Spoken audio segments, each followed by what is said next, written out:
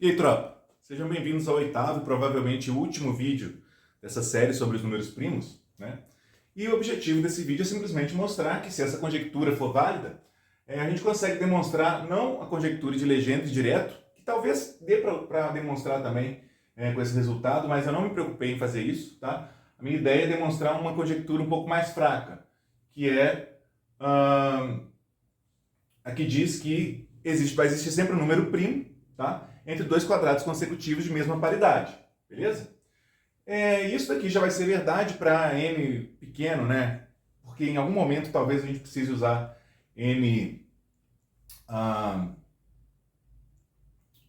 gente precise ter a segurança de que o n vai ter uma barra inferior ali, tá? Mas, no caso aqui, para n maior do que 1, estritamente maior do que 1, isso aqui vai ser verdade, não é verdade? Quando eu tiver... até para n igual a 1, né? Se n for igual a 1, 1 menos 1 ao quadrado, 0. N mais 1 ao quadrado vai dar 4. Então vai ter o primo 3 e o 2 ali entre eles, beleza? E se o n for maior do que 1, vai acontecer a mesma coisa, né? Entre 2 menos 1, que dá 1, e 3 ao quadrado, que é 9, a gente consegue primos também. E assim por diante, beleza? No caso ali, o 7, o 5, o 2, o 3, ok? Bom, então nós vamos partir disso daqui para tentar demonstrar esse resultado, tá certo? Então, relendo aqui a nossa conjectura, toda sequência de 4n mais 1 números compostos consecutivos é tal que pelo menos um deles possui como menor divisor primo um número estritamente maior do que n, tá certo? Em outras palavras, isso daqui é a mesma coisa que dizer também que não existe nenhuma sequência de 4n mais um termo, tal que todos os seus termos sejam divisíveis por números menores ou iguais a n, tá certo? É uma outra forma de ler essa conjectura, tá? Eu vou dar uma ideia aqui da conjectura também, acho que eu não vou escrever formalmente, né, mas é só para ter uma ideia de como que ela funciona, para demonstrar essa outra conjectura aqui, que remete à Legendre, tá certo?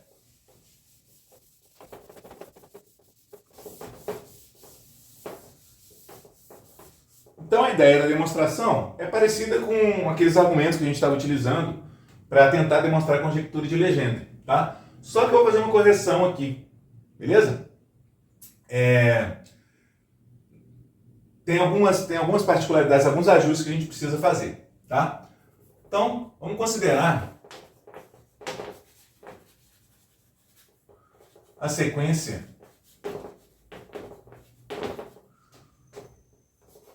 dos números consecutivos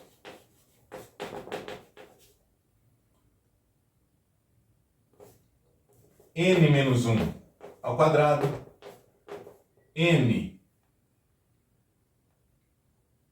menos 1 ao quadrado mais 1 e assim por diante até o n mais 1 ao quadrado, beleza? Observe que essa sequência daqui eu inseri os extremos, né, justamente para adaptar ao 4n mais 1 que eu tinha colocado ali, né, no enunciado, ok? Mais bonitinho, né? E a gente viu que se eu pegasse, para eu determinar quantos termos existem estritamente compreendidos dentro de uma sequência, entre dois números inteiros, né, eu faço... Se eu pegar uma sequência de números inteiros consecutivos, eu faço o maior menos o menor e subtraio 1. Aí eu vou ter todos que estão estritamente compreendidos ali, beleza? Só que no caso aqui, como eu quis inserir os dois, né, eu vou fazer a diferença mais 1, ok? Então, essa sequência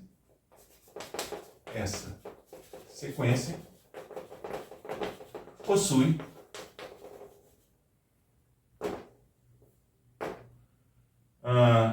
n mais 1 ao quadrado menos n menos 1 ao quadrado mais 1 termos. Né? E fazendo a álgebra aqui, o algebrismo, né? n mais 1 ao quadrado menos n menos 1 ao quadrado mais 1 vai ser igual ao quadrado do primeiro mais 2 vezes o primeiro pelo segundo mais quadrado do segundo menos quadrado do primeiro menos 2 vezes o primeiro pelo segundo, mais o quadrado do segundo, e aqui mais 1, soma mais 1. Beleza? Então isso aqui vai ser igual a n ao quadrado mais 2n mais 1 menos n ao quadrado mais 2n menos 1 mais 1. Né? Corta aqui e aqui, corta aqui e aqui, sobra 2n mais 2n mais 1, 4n mais 1. Beleza? Eu vou ter 4n mais 1 termos nessa sequência. Beleza? Então essa sequência vai possuir 4n mais 1 termos.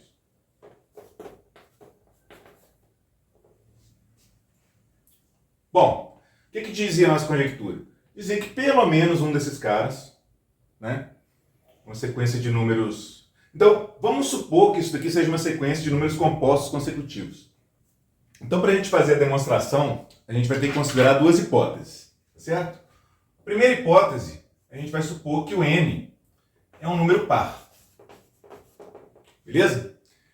Então, a gente tem uma sequência com 4n mais 1 termos, supondo que n é um número par. Nesse caso daqui, é o caso mais complicado, eu preferi começar pelo caso mais complicado, tá? Depois eu passo para o caso mais simples. Se o n é um número par, eu vou fazer um recorte, tá certo? Eu vou pegar a sequência,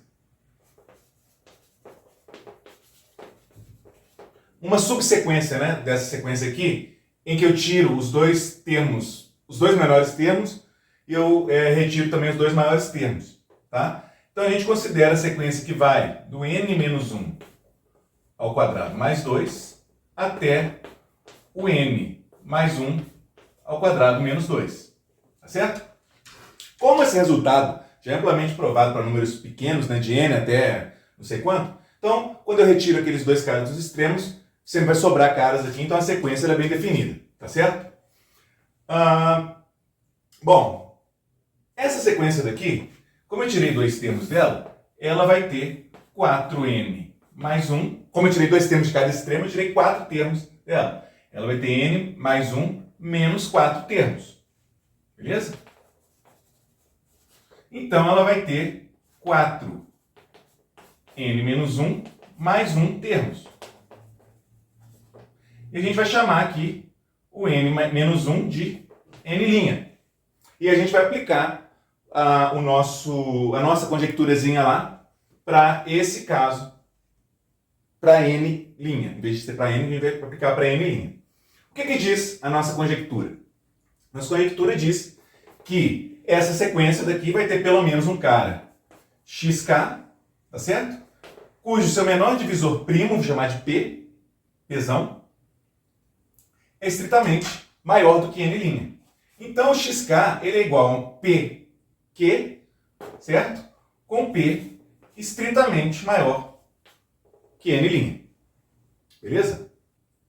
Dessa forma, significa que o p, esse xk aqui, o xk é um número que vai estar, dessa vez sim, estritamente compreendido entre os dois extremos da sequência. Ele está até mais compreendido do que isso. Beleza? Ou seja, o xk é um número estritamente menor, tá? Xk é estritamente menor do que n mais 1 ao quadrado.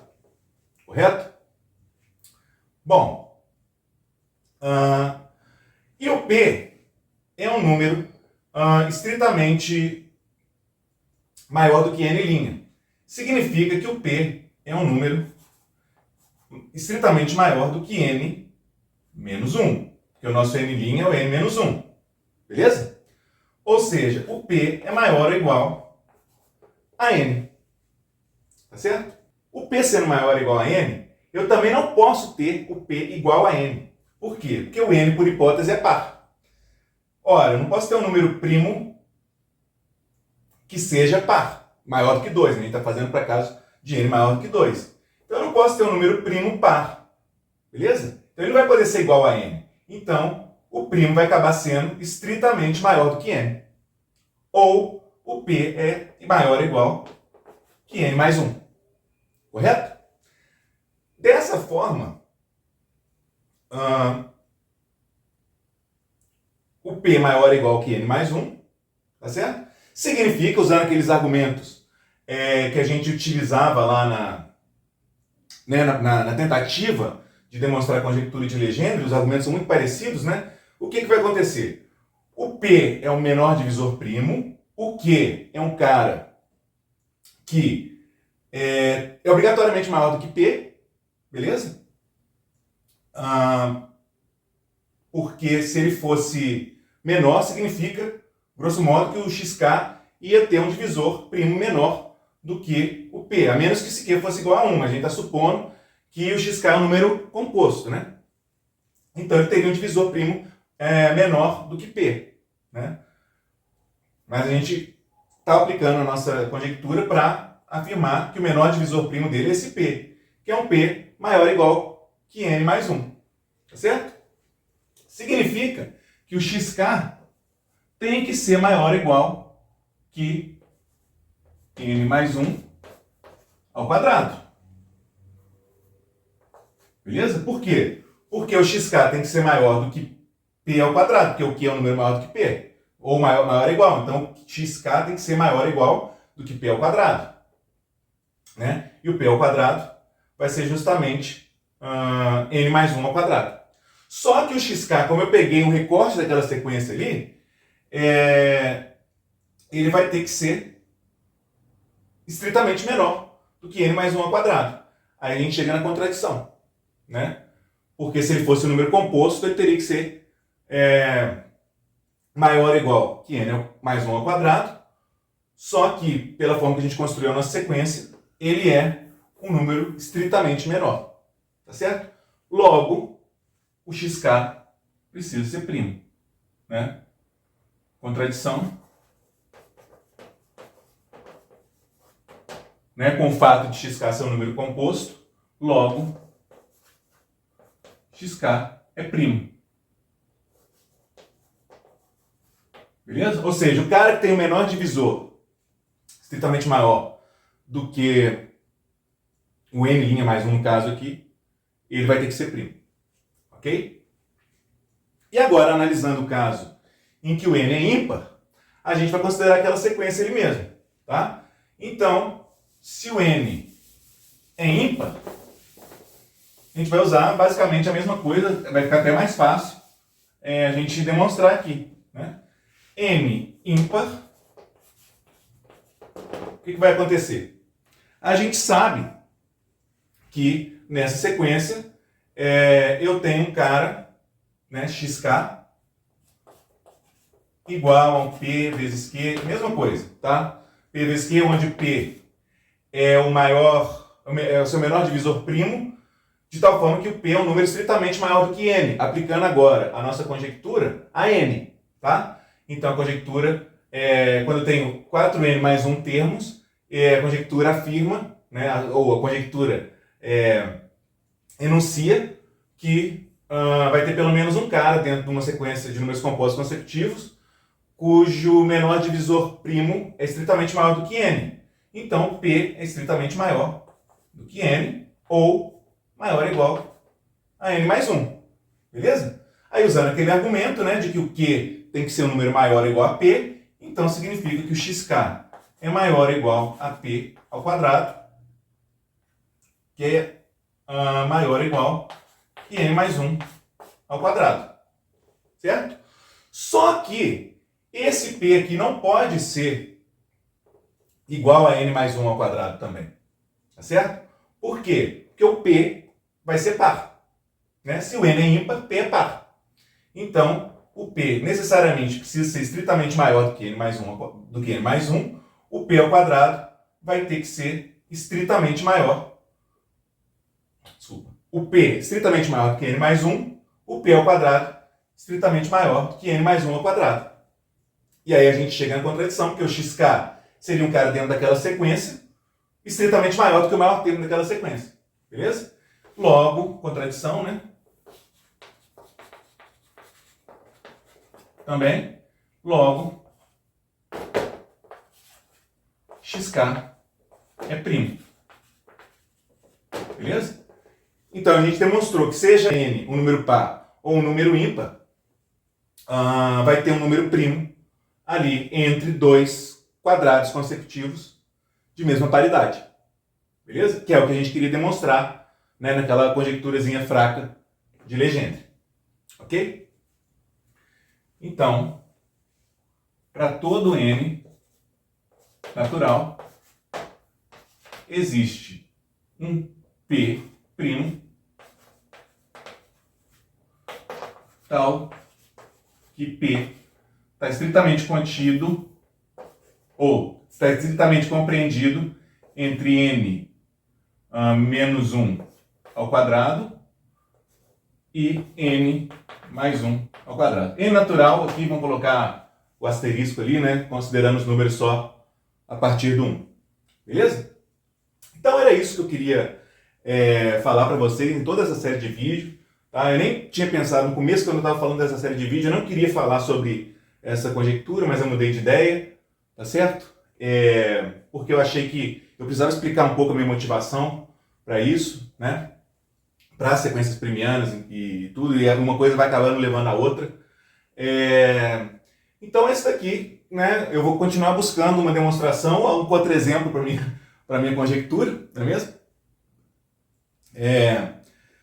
Como eu falei nos outros vídeos, a teoria do Guri é justamente uma tentativa de... Né, o último capítulo da teoria do Guri é uma tentativa frustrada de demonstrar essa conjectura, tá certo?